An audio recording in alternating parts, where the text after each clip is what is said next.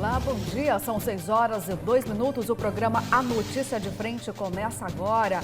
Igreja do Rosário São Benedito pede socorro. Vamos falar também do BRT e VLT, porque o governo de Mato Grosso não cumpre determinação do Tribunal de Contas da União e segue com as tratativas para o BRT.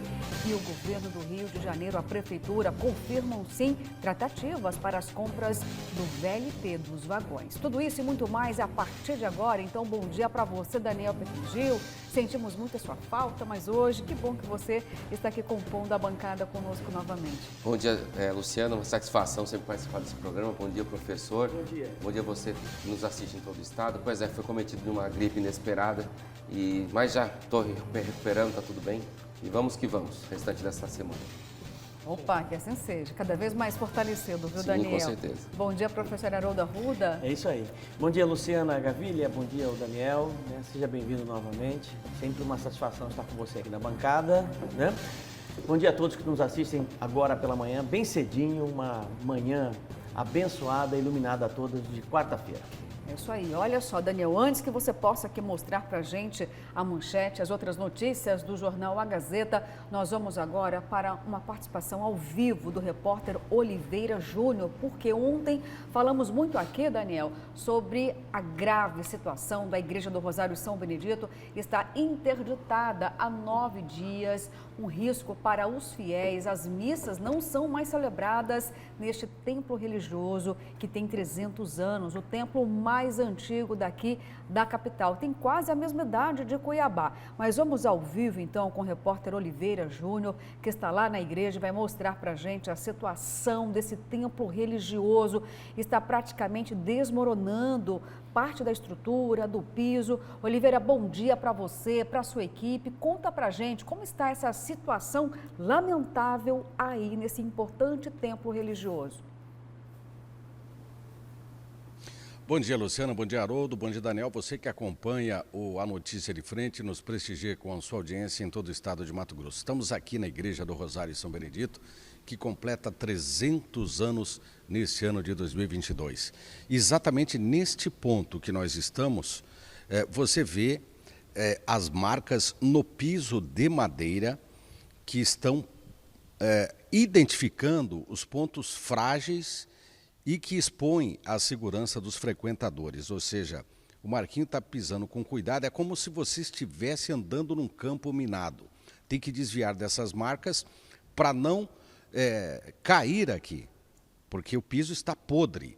Então, há 13 dias, a Defesa Civil veio aqui, fez uma vistoria, detectou os vários pontos, o risco de acidentes e, por isso, interditou por tempo indeterminado esta igreja histórica de grande significado para a cultura, para a religião do estado de Mato Grosso. Nós estamos ao lado do Padre Pedro, que é o pároco da igreja, e que vai conversar com a gente sobre essa situação. A igreja já passou por uma grande reforma alguns anos atrás, na parte estrutural, nas paredes, nos pilares da igreja. A gente percebe que após isso ela realmente teve uma melhora, não teve mais problemas. Agora, esses últimos estragos provocados pela ação do tempo é que levaram à interdição, né, Padre? Bom dia. Bom dia. Realmente, 2004, 2006 foi feita uma reforma geral na igreja e na época se resolveu algumas questões bem significativas, que foi de fazer uma estrutura de concreto, de vigas e pilares para a sustentação da igreja com amarrações, então não existe hoje mais o risco de desabamento. O problema é o piso, que simplesmente se fez um piso em cima como era antes, e para meu ponto de vista, a madeira usada na época foi uma madeira mole, macia, devia ter sido usada uma madeira melhor. E parece que está oco aqui embaixo.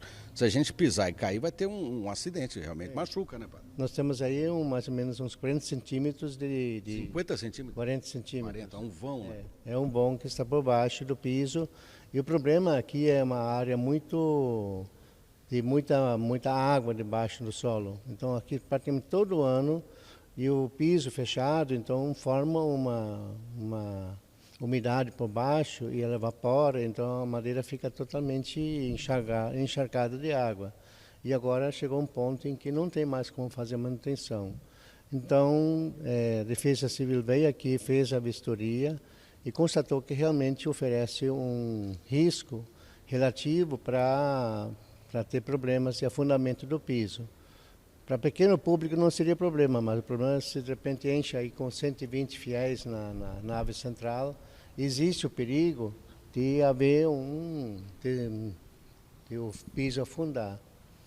Então agora nós temos um projeto, estamos já finalizando o levantamento geral do que tem que ser feito, que é a troca do piso, que é fazer o serviço de executar o projeto de prevenção contra incêndio, rotas de fuga, colocar o sistema de para-raios, refazer o ar-condicionado, a climatização da igreja, está também bem comprometido a ar, o som, e também uma pintura, tem muitas fissuras aí em decorrência das últimas chuvas, que deu muita infiltração, temos fissuras, temos vigas que estão comprometidas, aí, pilares na igreja de madeira, com cupim. Então precisamos fazer todo esse trabalho. Concluímos já o levantamento e agora estamos finalizando o projeto, que essa semana deve ser protocolado no IFAM e na Secretaria de Cultura do Estado, para a partir daí então iniciarmos um processo de captação de recursos para podermos fazer essa reforma. Como o senhor disse, o levantamento ainda não foi concluído, mas já se tem ideia de um valor aproximado que seria suficiente para fazer essa reforma, padre? Hoje, os indicativos que temos, nós temos feito a partir de estimativas, a partir de tabelas de preço que se cobra para fazer esse serviço desses. E como aqui é patrimônio histórico, então tudo tem um valor especial, né? Nós estimamos em torno de 4 a 5 milhões de reais. Enquanto isso, as missas estão suspensas, serão feitas lá fora. Qual a orientação para os fiéis que costumam frequentar esta igreja para as tradicionais missas, principalmente na época da festa de São Benedito? As missas nós estamos já celebrando desde uma semana e pouco atrás. Estamos celebrando no salão paroquial que fica nos fundos da igreja, em cima da cozinha de São Benedito. É um lugar bem confortável, tem climatização e também é bem confortável a gente poder celebrar lá. Os fiéis estão achando bom. Claro que não é a mesma coisa porque está na igreja com essa arquitetura, essa arte toda, essa mística, essa história, não tem nada que substitua isso. Ok, padre. Obrigado pelas suas informações. Padre Pedro, pároco aqui da igreja. Lamentável, um patrimônio histórico, cultural, religioso desse abandonado nessa situação. E nós esperamos, né, Luciana, que as autoridades do Judiciário, do Executivo, nossos representantes no Senado, na Câmara Federal, possam apoiar uma iniciativa, de repente através de uma emenda, né, de uma intervenção direta para que de forma urgente esta reforma seja feita e evite que o pior possa acontecer. Voltamos com você, Luciana. Davi Oliveira, pelas suas informações, estamos aqui tristes em ver esta situação na Igreja do Rosário, São Benedito. Oliveira já trazendo aí uma solução, porque o custo é muito elevado, 5 milhões fica pesado, né, para os fiéis, aqueles que frequentam a igreja, aqueles que sempre contribuem, 5 milhões para fazer a restauração desse templo religioso. Então, ou seja, fica aí o clamor também para as autoridades públicas em ajudar esse templo religioso? Fica, porque é um patrimônio histórico. Sabemos que é preciso conservar exatamente esse templo como ele é, Daniel. E além da fronteira religiosa, porque nesse momento a gente não discute nem a questão da religião, mas sim desse patrimônio histórico. Esse templo se funde aqui com a capital, com o estado de Mato Grosso. Cuiabá tem 303 anos e esta igreja, professor Daniel, tem 300 anos de história. E como eu disse aqui ontem, Daniel, o fechamento de qualquer igreja é motivo sim de tristeza, de lamento, porque é o pronto-socorro da alma. Exato. A igreja acolhe a todos e nesse momento é a igreja que precisa deste acolhimento. Então precisa de fato chegar até as autoridades. Com certeza já está chegando diante da importância da Igreja do Rosário de São Benedito. Nós temos aí o padre, nesse momento pegou uma imagem rapidinha do padre, o Pedro Canísio, que tenta já há alguns anos, através da festa de São Benedito, que é realizada todos os anos, incrementar os donativos, porque todo todo o recurso, tudo que sobra um pouquinho da feira, do evento, dessa festa grandiosa, é voltado para a reforma da igreja, mas mesmo assim é insuficiente, porque é alto o custo para fazer a festa de São Benedito, Daniel. Luciana, fica a sugestão para os nossos representantes da bancada federal de Mato Grosso, para que destinem uma emenda de bancada, né, conjunta, para essa igreja que, olha só, 300 anos, né, uma data importantíssima, são 3 séculos, e é desse grande símbolo cultural religioso histórico aqui de Mato Grosso.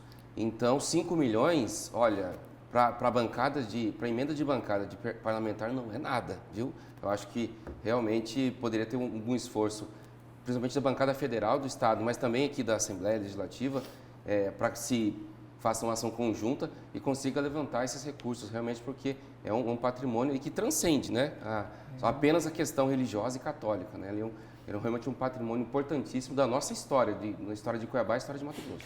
Professor, algumas vezes aqui nessa bancada nós criticamos tanto as emendas, né? Algumas elas são dirigidas simplesmente para eventos, para atrair votos. Citamos aqui em relação à Assembleia Legislativa, né, de emendas para alguns municípios, sem nenhum efeito positivo para a sociedade. Está aí um exemplo muito bom, então, para dirigir emendas parlamentares. Sem dúvida, um destino perfeito, considerando a importância que é este patrimônio histórico, não só para a nossa cidade, mas para o nosso estado, para o Brasil como um todo, né? É importantíssimo e vou reendossar exatamente tudo isso que você disse, tudo que o Daniel disse, né? Do seu ponto de vista de importância. Mas eu gostaria de levantar aqui o seguinte questionamento, né? 5 milhões de reais para você fazer uma revitalização de igreja. De onde veio, quem é que fez esse orçamento para se revitalizar uma igreja, né? No valor de 5 milhões de reais. Pelo menos os problemas que foram apresentados nesta matéria são problemas pontuais. Você viu ali um problema de piso, não é um problema estrutural da igreja. A igreja, até onde eu estou acompanhando, não tem um problema estrutural, né? Ela precisa ser revitalizada, ela precisa ser reformada. Agora, você pegar 5 milhões de reais para você reformar uma igreja, eu não sei, eu posso ser um cara muito ruim de orçamento, mas eu acho que dá para construir outra igreja com 5 milhões de reais. Olha, você me desculpa, mas eu estou pondo a minha opinião na coisa. Veja bem, eu acho importantíssima a reforma, a revitalização da igreja. Quero me deixar bem clara a minha posição aqui, tá? Agora, quero saber quem é que fez um orçamento de 5 milhões de reais para você revitalizar uma igreja que tem problema de cupim, que tem problema de piso, que você vê claramente ali que está tendo uma erosão por baixo daquele piso ali e, consequentemente, você vê o piso está cedendo, né? Você tem um problema de fissuras, segundo o padre falou, né? Então, eu não vejo, vocês me desculpam, mas eu não vejo, eu acho que é muito dinheiro para você revitalizar uma igreja. Você está entendendo? Quer dizer, então, eu não sei quem é que fez o orçamento, eu acho, inclusive, que as emendas parlamentares podem resolver isso de forma rápida, inclusive acho e dei sugestões aqui, existem empresas que recebem renúncia fiscal, empresas que têm condições de fazer uma parceria público-privada e fazer uma contrapartida social, ajudando na revitalização da empresa, como fez a Votorantim lá em São Paulo, revitalizando 30 monumentos em São Paulo, uma ação do governador João Dória.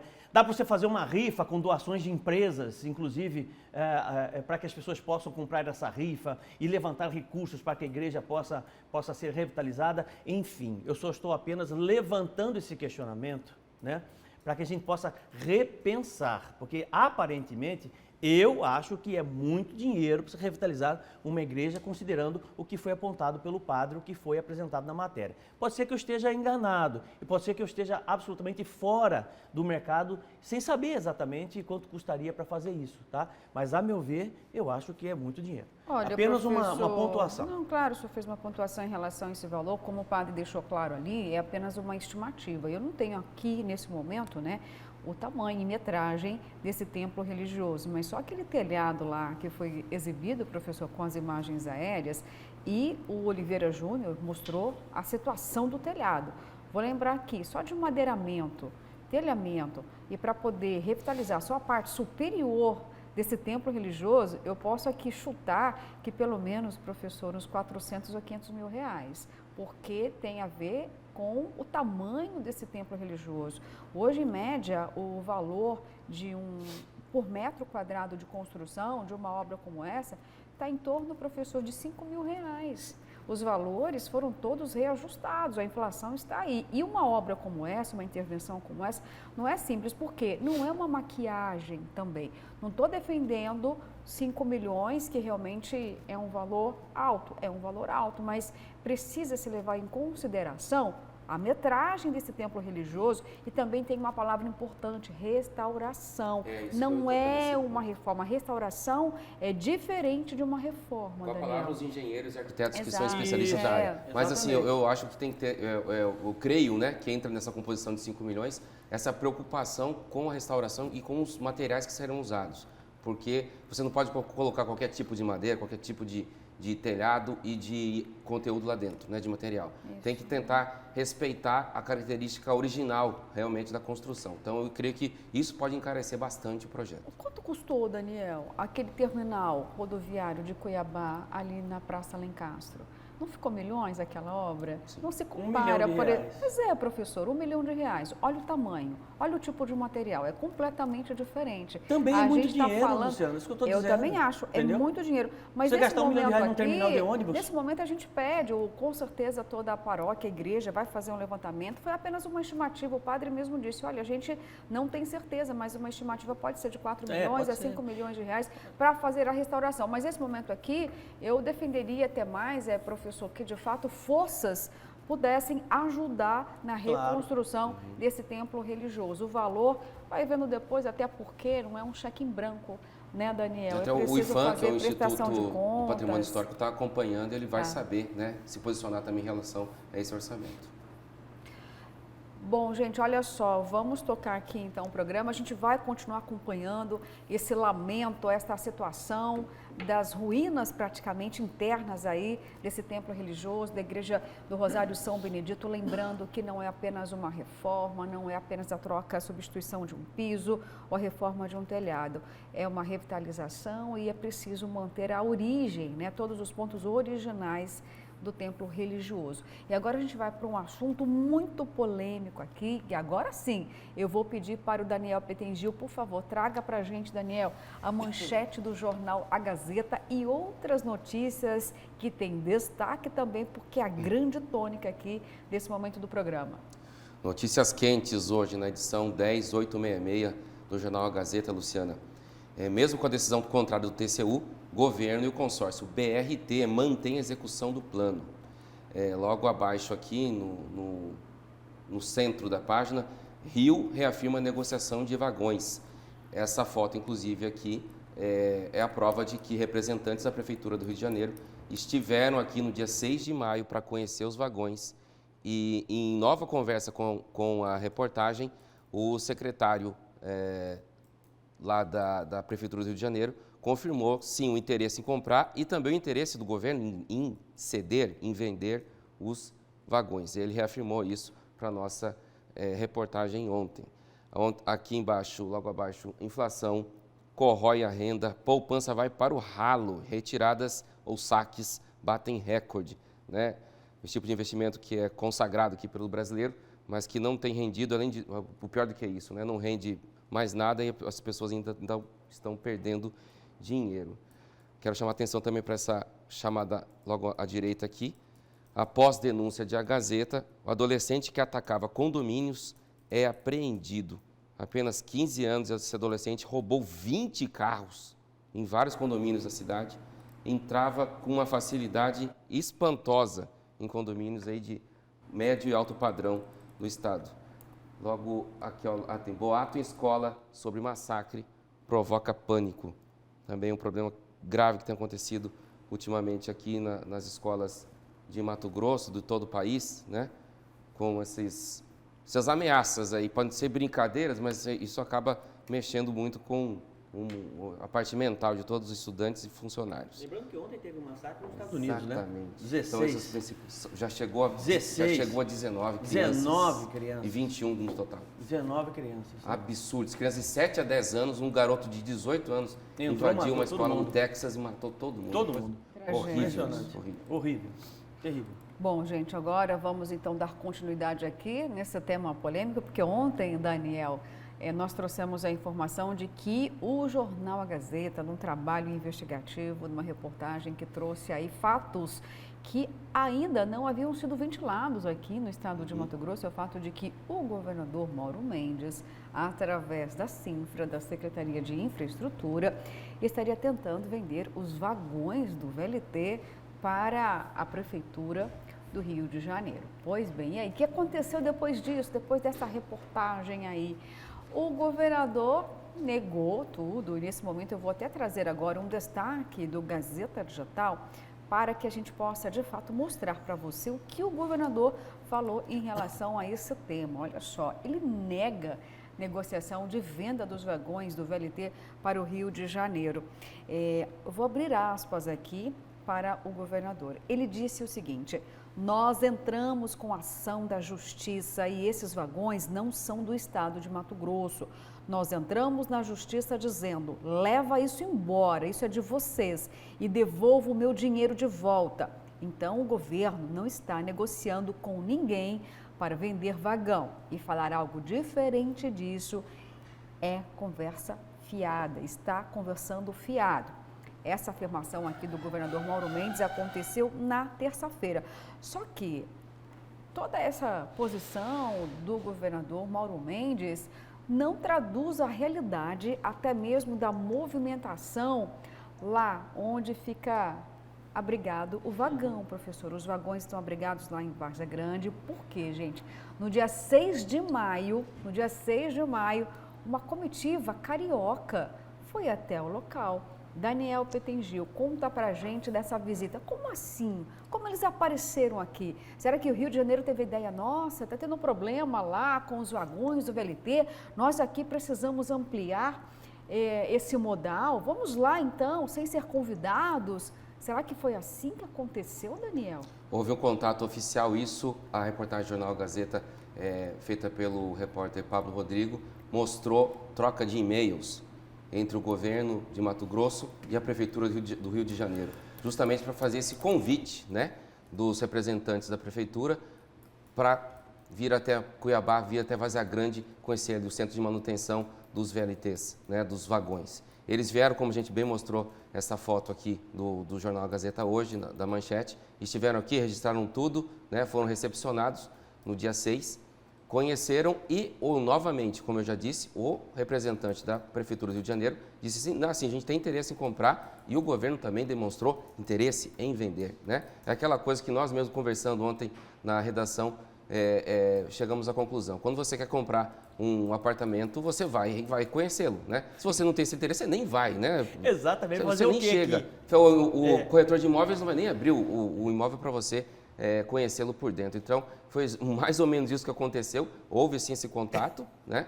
E o governador afirmou ali, como você bem colocou, que isso não faz parte do patrimônio do estado de Mato Grosso. A decisão da Justiça Federal atual que está em vigor considera sim que isso já está, esses vagões já fazem parte do patrimônio do estado de Mato Grosso, não do consórcio VLT, né? Essa briga da justiça ainda continua, né? Mas a decisão que vale hoje é essa, né?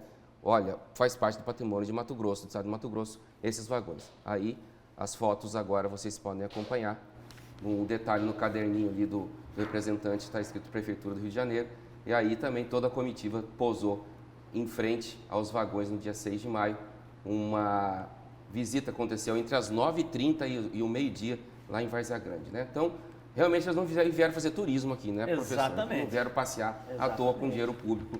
Existem sim essa negociação e isso aí a reportagem do Jornal Gazeta está trazendo realmente para mostrar a verdade dos fatos, né? Porque é muito fácil, de repente, o poder público, o governo do estado, o governador de Mato Grosso, dizer, olha, isso é tudo mentira, fofoca. Mas assim, quando isso acontece, nós temos que correr atrás e confirmar exatamente o que está acontecendo. Pois é. A mentira não tem vida longa, não. O que acontece é o seguinte, talvez, né, a negociação não tenha dado certo, né, e resolveram mudar a narrativa, né, mudar a conversa, né, e dizer o seguinte, olha, não tinha vendendo nada, não dava para vender nada, né, não tivemos intenção disso. Agora, qual o sentido de você receber uma comitiva do Rio de Janeiro aqui? A passeio que não foi. A passeio que não foi, né? Então, existiu sim essa tentativa de venda dos vagões, né? É inegável isso, né? Tá aí a prova cabal de que realmente o jornal A Gazeta, a equipe de jornalistas investigativos aqui do Grupo Gazeta de Comunicação tem seriedade, né? São completamente imparciais e trouxeram à tona aquilo que importa e que a sociedade precisa, né? Saber exatamente o que é que está acontecendo nessa relação BRT-VLT, que é uma história sem fim, é uma temporada atrás da outra e não se resolve nunca, né? Houve sim uma tentativa de venda por parte do governo, não conseguiu vender, né? E agora tem que lidar com essa situação difícil, porque inclusive já está querendo atropelar a decisão do Tribunal de Contas da União com relação à retomada da obra e mudança de modal. Isso vai dar problema, vai piorar a situação ainda mais, infelizmente, e todos nós ainda como vítimas desse imbróglio gigante, né, do VLT e BRT aqui na nossa cidade. Olha só, gente, tem até aqui o jornal A Gazeta, na apuração fantástica desse caso em que o governador disse que é fofoca, ou seja, que é mentira, informação plantada. Nós temos até o nome de quem fez o convite, acompanhou essa comitiva carioca lá no Centro de Controle e Operações. Foi o secretário adjunto da Cinfra, Rafael Detônio, que diz aqui o jornal A Gazeta, ok? Que reservou para o dia 6 já essa agenda especial com essa comitiva do Rio de Janeiro. E na lista estava o secretário do Rio de Janeiro, Jorge Luiz Arraes, e o próprio secretário adjunto, Detone. A equipe se deslocou ao local em 2 caminhonetes da Cinfra, devidamente caracterizadas. Então, agora o governo tem que explicar o fato de que isso aconteceu. Essa foto exibida mostra muito bem todos eles aqui reunidos, Daniel. Até vou te dizer, viu? Vou fazer aqui uma brincadeira, embora o caso seja sério demais, parece uma maldição tirar foto aí na frente do VLT, né? Todo mundo que vai lá para frente dos vagões, tira foto, olha, nunca mais sai dos registros do jornalismo, porque sempre vai ter alguma notícia negativa em relação a isso, Daniel. Exatamente. Essa outra informação que o Jornal Gazeta trouxe hoje é que houve essa decisão do TCU no dia 6 de maio, né, suspendendo todos os trâmites para a elaboração do projeto do BRT, mas 4 dias depois, no dia 10, empresários do BRT também estiveram aqui para conhecer o centro de manutenção, saber de que forma pode ser aproveitado essa estrutura ali numa eventual construção do BRT, né, viabilização do BRT. Eles estiveram no dia 10 participando também dessa comitiva, né, organizada pela Cinfra, o que mostrou, inclusive, que essa decisão do TCU não impediu, né, que o governo continuasse o plano de implantação do BRT. Como resposta, a Cinfra, foi procurada pela nossa reportagem, diz que foi notificada dessa decisão do TCU apenas ontem, dia 24, e por isso manteve todos esses passos de implantação do BRT, inclusive com a comitiva de empresários do BRT lá em Várzea Grande também. Agora, gente, olha, preciso trazer um destaque aqui do A Parte, justamente porque o governador disse que é mentira, o jornal A Gazeta fez uma reportagem investigativa confirmando todos os fatos. E aí agora eu vou trazer, de fato, o A Parte aí, porque realmente significa a independência desse veículo de comunicação. Daniel, professor, você que nos assiste, olha só, independência, um dos mandamentos preciosos do jornalismo sério é publicar aquilo que forças, sejam elas quais forem, não querem que se publique. Praticar um noticiário voltado apenas a exaltar os feitos do poder público é ceder à bajulação pura e simples, deixando de lado o dever de bem informar a população. O compromisso do jornal A Gazeta é fazer um jornalismo independente. Por isso apurou e divulgou, em primeira mão, a negociação do governo de Mato Grosso com a Prefeitura do Rio de Janeiro para a venda dos vagões do VLT. Novos fatos confirmando o contrato entre os dois entes estão na página 10A de hoje. Você pode comprar o jornal e ler. Muita gente vai chiar, mas a verdade estampada no jornal A Gazeta, Daniel. E não seria muito mais bonito, Luciano? Não seria muito mais bonito, né? Seria dever, vou até antecipar aqui, isso. Dever. Você já entendeu, né? Você é uma moça inteligente, uma jornalista competente, já entendeu o que eu vou dizer, né? Dizer o seguinte, o governo do estado, ele quer o dinheiro dos vagões de volta. É isso que ele quer, entendeu? E está tentando de todas as formas o dinheiro de volta. Pediu para o consórcio, falando, não vou devolver nada, rapaz, entendeu? O vagão é seu agora, você se vira. Tentou vender, tentamos vender, não conseguimos vender. Não seria muito mais bonito, muito mais transparente para a sociedade, né? Dizer exatamente quais são as intenções do governo, exatamente nesse sentido com relação aos vagões VLT? Até porque essa e não passar intenção, por esse tipo de exato. coisa, entendeu? Essa intenção de vender vagões não é nova, né? Já começou Não é desde lá nova. do governo táxi. Ele já É, estava e- pensando, olha, acho que tem vagões demais aqui, né?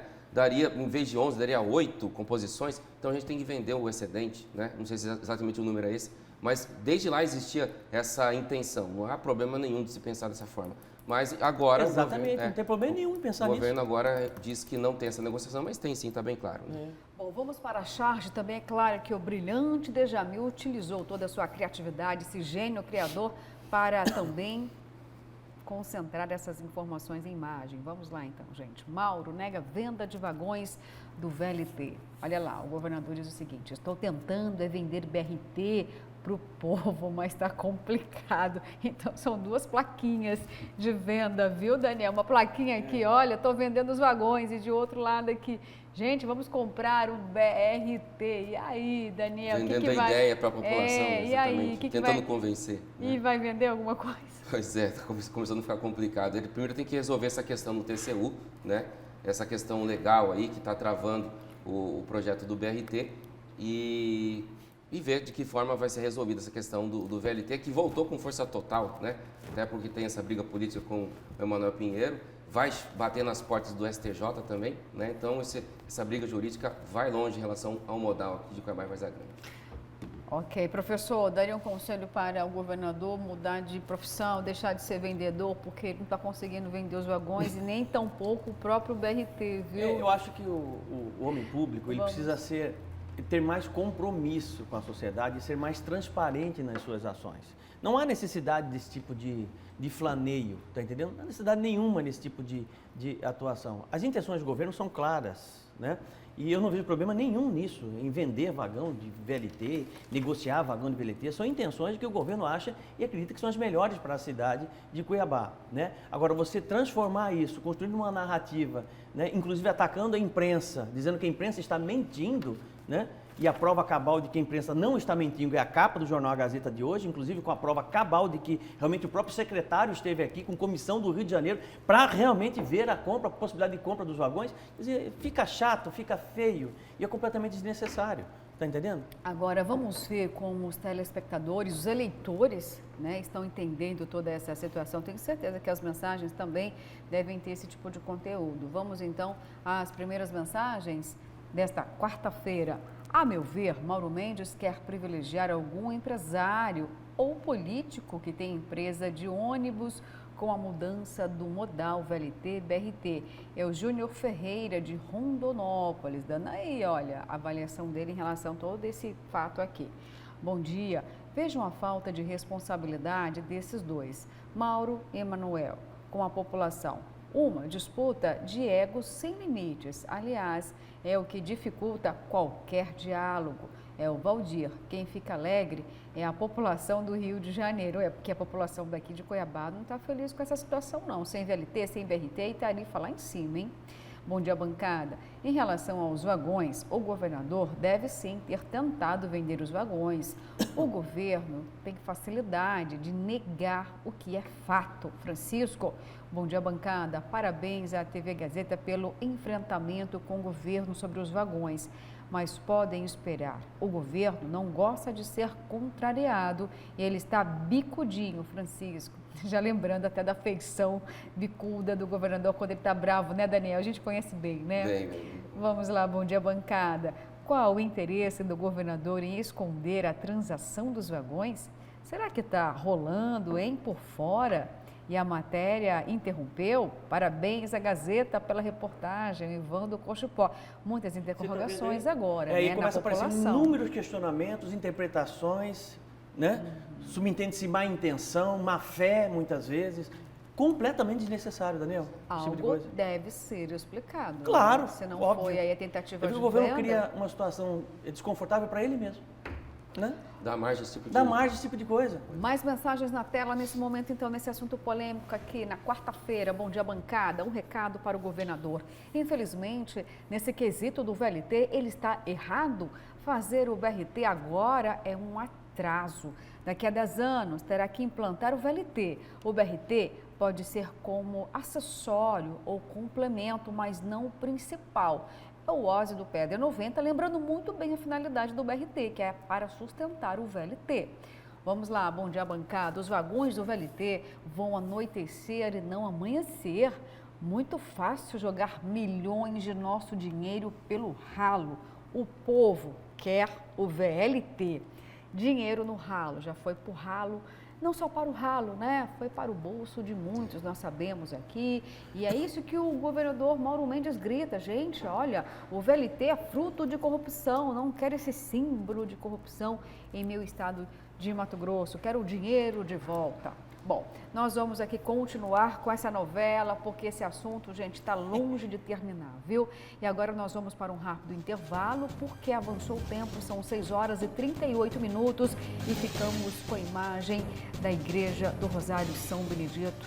Mostramos aqui ao vivo as fragilidades, as vulnerabilidades da igreja desse templo religioso que precisa de ajuda. Voltamos já já.